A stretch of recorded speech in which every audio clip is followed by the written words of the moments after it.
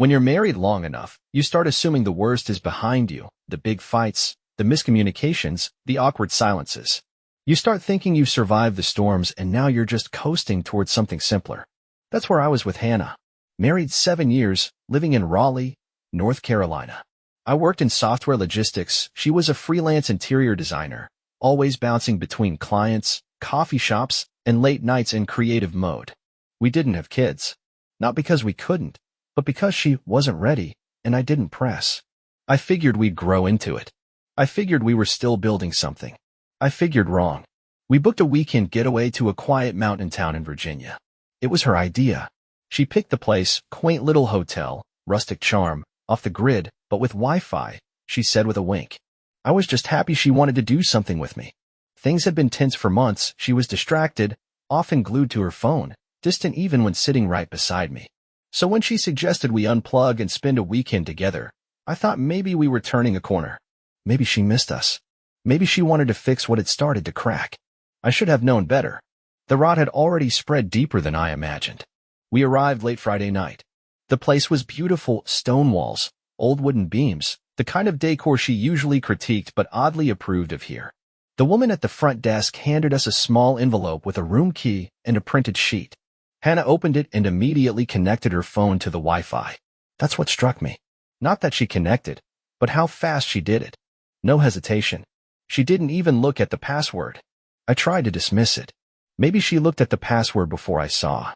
Maybe it was a default network name she recognized. But it wasn't. I asked casually, what was the password? She shrugged. Oh, it was printed right here.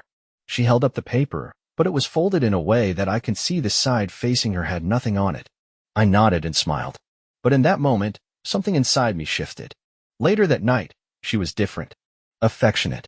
Touchy. Overcompensating. She kept asking if I was having fun, kept kissing my shoulder, kept trying to initiate things we hadn't done in months. I played along, but I watched her closely. She didn't turn on the TV, didn't care for the fire pit outside.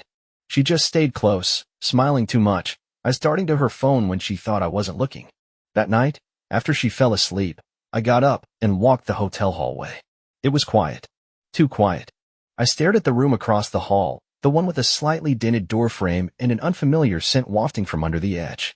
I didn't know what I was looking for, only that something felt out of place. The next morning, I woke early and went to the front desk while Hannah was still asleep. I asked the woman there if the hotel had changed its Wi-Fi password recently. She looked confused, then smiled. We actually rotate them monthly. Why? I smiled back, said I was just curious. I thanked her and walked outside into the cold mountain air, heart pounding in my chest. My wife had connected without needing the password. She'd been here before. Not months ago. Not last year. Within the last few weeks. I didn't go back to the room right away. I walked the perimeter of the property, down the little gravel path behind the dining area, and up past the tree line.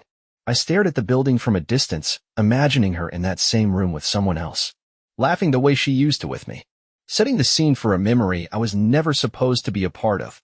My fists clenched without me realizing. I breathed slowly, deeply, the kind of breath you take when you realize the person you trusted most was living another life right under your nose.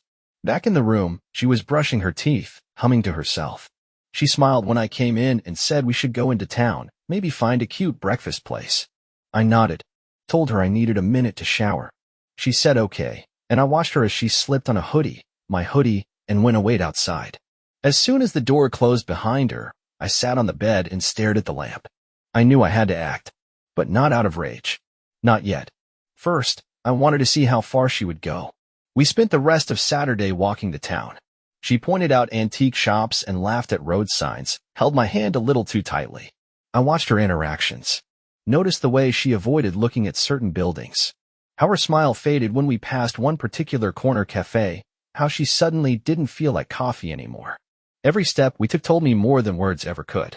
That night, I pretended to be tired and went to bed early. She stayed up. Said she was going to read on the balcony. I waited until I heard the door slide shut, then stood silently behind the curtain and watched her. She wasn't reading. She was staring at her phone, lit by the screen, her fingers hovering. She wasn't texting. She was scrolling through photos. Her expression was soft, intimate, not the kind of face you wear when looking at memes or client emails.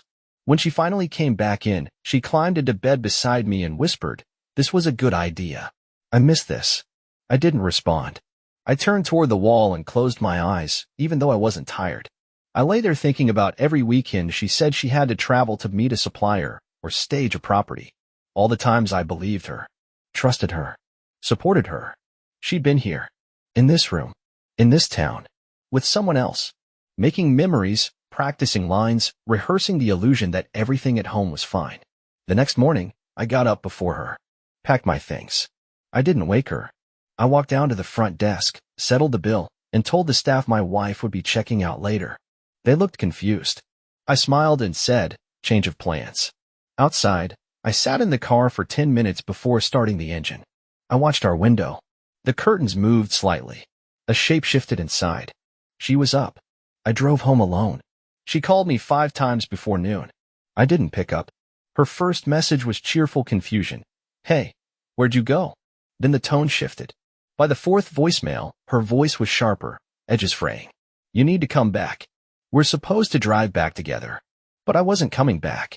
I was already at our house, already removing her framed photos from the hallway, her favorite mugs from the cabinet. I moved efficiently, without panic or fury, just a cold, mechanical rhythm that felt overdue.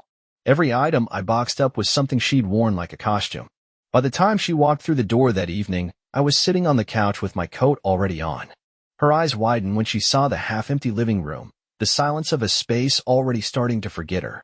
"You left me," she said, like I'd betrayed her. Like I was the one who broke something sacred. I didn't answer. I stood, handed her a small paper envelope with her ring inside. She didn't touch it. She stared at it like it might detonate. I stayed at a friend's place for a week while I finalized the details. I filed for divorce.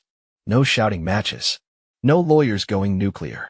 I wasn't interested in splitting hairs. I just wanted out. Out of the house, out of the lies, out of the theater she built with someone else and tried to recast me in. She tried apologizing once, an email with a subject line that said nothing and a body filled with too much. I didn't read the whole thing. I didn't need to. You can smell fake long before you finish the last paragraph.